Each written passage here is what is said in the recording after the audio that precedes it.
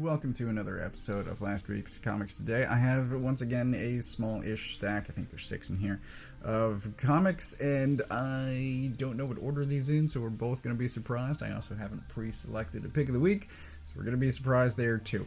We are going to start this week with Spider-Man Reign 2, and I was told at the comic shop that there's a text box on the first page that is vitally important and helps explain the first issue. And I go, note, to this here, and I read this, and I'm just even more confused.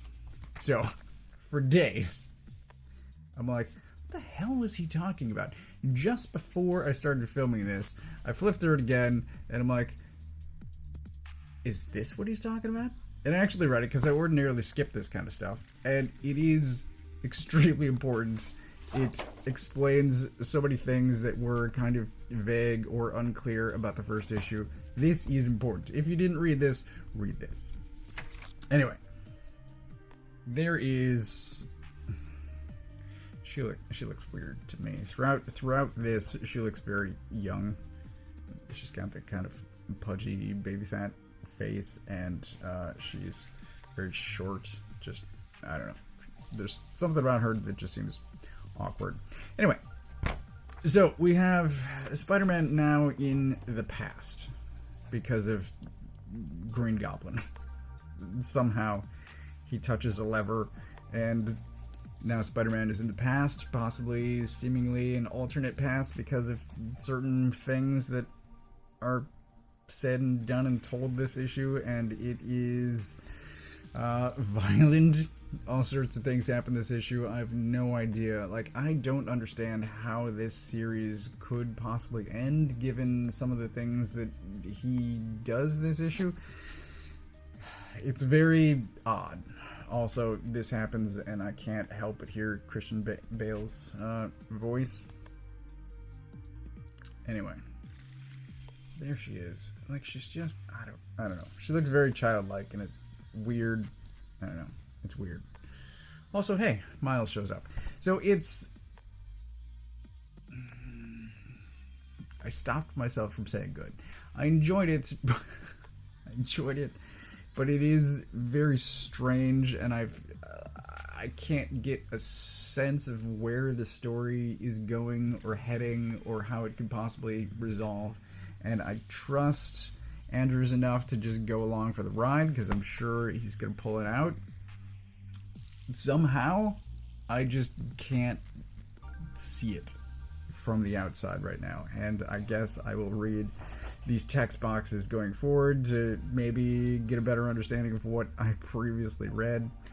But hey, he gets a full costume in this issue, and the beard is so... Anyway, it's... Between all of the extremely weird things, it's also surprisingly emotional, so, I don't know, it's hard to recommend. Maybe I'll have a firmer recommendation one way or another once the series is over.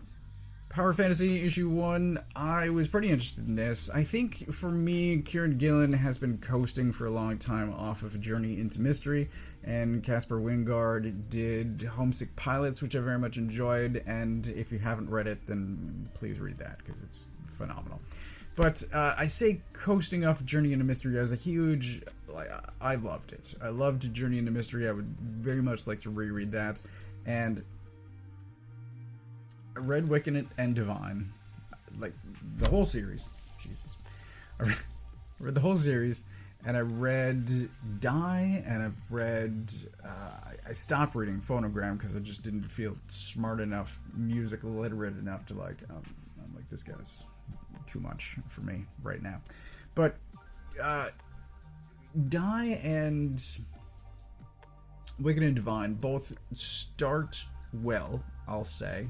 It seems full of potential, it seems good, it seems well constructed, and then somewhere along the way I just lose all interest, and I'm like, I don't care about these people or the story, and I continued buying and reading it anyway in the hopes that somehow something gets pulled out at the final moment, and it didn't, and so I'm trying again, and I hope I hope something good happens here. But it's a well done first issue. There's a bunch of stuff happening. If you read the solicits at all, there are 6 superpowered beings on the planet, and sort of this definition here of what a superpower is, and it starts in the past and then jumps to near present, and crazy stuff happens, and it looks great, and I hope this story, like, I feel like I'm gonna get sucked in again for probably too long before I realize that I'm not actually enjoying it, and like, anyway, it's a good first issue. If you are at all interested, give it a shot, but I hope it remains good. I'll just say I hope it remains good. And, you know, congrats to Casper Wingard, because this is probably going to get him more exposure that he didn't get on Homesick Pilots, and maybe more people will check out Homesick Pilots. Because, again, it's great. It's awesome. Self-Help issue 2. I enjoyed the first issue enough and was into the story enough to get issue 2, and some of this I think should have been in the first issue, because issue 2 is excellent. It starts 6 months ago, and it actually gives you a ton of information about what is happening, what has happened, that is compelling, and like I said, this would have made the first issue better had this been known, but I don't know why it was kept secret. Anyway, in the first issue, there are 2 guys that look the same, that have essentially the same face, this guy's face, and one guy who is a criminal who recently got out of prison takes over the other guy's life, and here he is dyeing his hair. The other guy happens to be this self-help guru, and he is into these guys. This guy's speech is amazing. It's a lot of V's replacing W's, and yeah, it's fun listening to that guy. So he has stepped into this guy's life at a somewhat crucial moment where he is in danger, and there's a great scene here. Yeah, like, she's just held over. It doesn't look... She is wearing a dress, but it looks like shading, and she's possibly naked, but she is wearing a dress there. Anyway, so he's into these very bad guys for $50 million to build a thing, and see, dress. And the actual self-help guy wound up dead in the first issue, and so now he's just like, I'm going to take over this guy's life and, you know, replace my own shitty life. Anyway, it is good. It's only a 5-issue series. I will probably, based on the strength of this issue, write out the whole thing. But this is better than the first issue. Ain't No Grave, issue 4, so there's only 1 issue left. This issue, we get depression, which honestly looks a lot like anger. And I feel like that's a life lesson that people should take note of for real life. But it's a very quick read because it is almost entirely silent.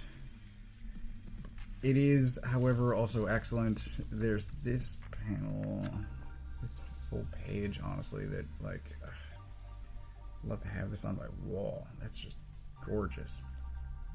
Anyway, I've been through this a couple of times. I probably spent more time looking at it and going over the art than I ordinarily would because it's silent, and I've just returned to it a couple of times in order to just,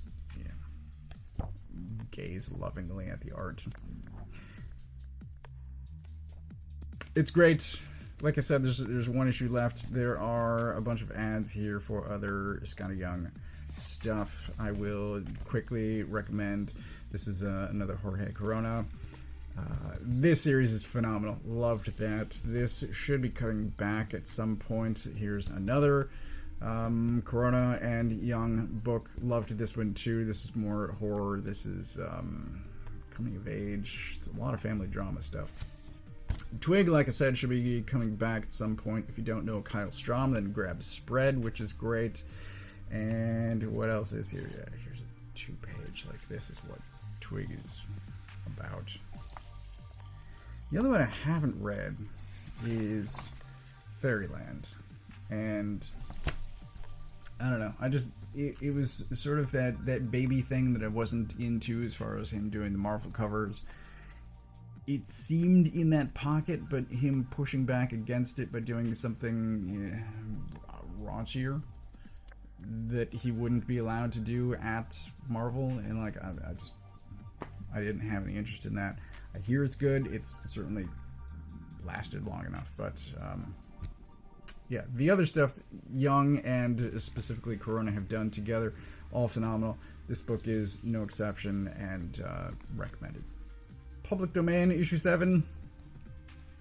It's Public Domain, having come on the heels of reading Domain, the spin-off series, is just so much better, in my opinion. Just the writing, the humor, the art, at every level, I enjoy this more than The Domain, the fictional book that they're writing within this comic. And the cover to the first issue actually shows up in this. This is amazing. But long story short, there are these two dudes, who co-created the Domain decades ago and now are returning to the character to try and write it for a modern audience, and they have these co-creators with them now that they are butting heads with, and that is phenomenal. I love every aspect of that, because the one guy is the head of a corporation and is hugely successful, and he's kind of working with this weirdo, maybe Grant Morrison, Alan Moore stand-in guy. He's kind of there's sort of a magic-y feel to him, and then this guy comes in and like, oh man, it's phenomenal. It's, like I said, just incredibly well done. And there's the cover to the first issue. Right, and then this guy is a longtime fan and who's actually funding the experiment, and he's like, no, I don't like the things, I don't like the decisions that you're making. And it's great. I love it. It's very much creative versus corporate side of like, yes, but what's gonna make money? Like, this is what I want to do, and each individual in the process is like, this is what I want to do. And you know, there's a sense of, in comics you can have just one person writing and drawing, and it's whatever they want, and for every new person that you add, it is hopefully collaborative, it's additive rather than, like I said, butting heads. But the way that this story is told and unfolds, it's I love it. Scarlett, issue 3. And I want to point out these clamps that she's got on her feet real quick, because those things look brutal. Good God. I noticed those on the last page of this, and I didn't see them on the cover. But anyway, this is there's a kind of hallway fight scene in here, and it's well done, and I'll point that out. This is Infiltration. It's a heist. It's a heist done in one issue, and she broke into a building at the end of the previous issue, and she jumped off of a very high tower, and she, I guess, winds up inside of this multi-story fish tank that kind of surprised me, but okay, whatever. So she's breaking into this place, the security is high, and they think she's going somewhere. Thankfully she's not going there, and she has some time, but she does get into fights, and this happens. So she gets stabbed fairly early on, and then she's dealing with that for the rest of the issue, and this, I'm gonna say, is better it's better than the Daredevil hallway fight scenes. Anyway, yeah, it's good. I still have no idea what she was, I mean, I know what she was doing, but I don't know what they were doing, because she is assisting them. And then in the last page of this, there is a bit of a reunion, and it's good. It's well told. I'm super curious to see where it goes next. I don't know, but I'm enjoying it. It's a hell of a lot of fun. It is different than the other, I guess, Duke and Cobra Commander, because I've given up on Destro, but it is decidedly different from those other books. So as I said, it was a small week. That is everything that I got this week. As far as pick of the week goes, I'm going to give it to Power Fantasy on the hopes that the series remains good. But as far as single issues go, this one is great. It sets up a lot of the world and the characters, and there's a few of them that we only see for a very brief period, but I think we do meet all 6. I haven't counted yet. He is definitely one of the main ones thus far.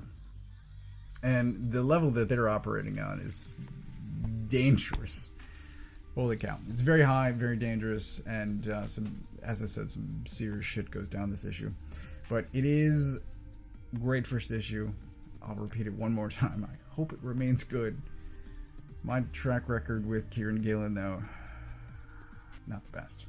Anyway, that is everything that I got this week. As always, I get my books from a local comic shop. If you don't know where yours is, you can use this URL to find the one closest to you. Thanks for watching.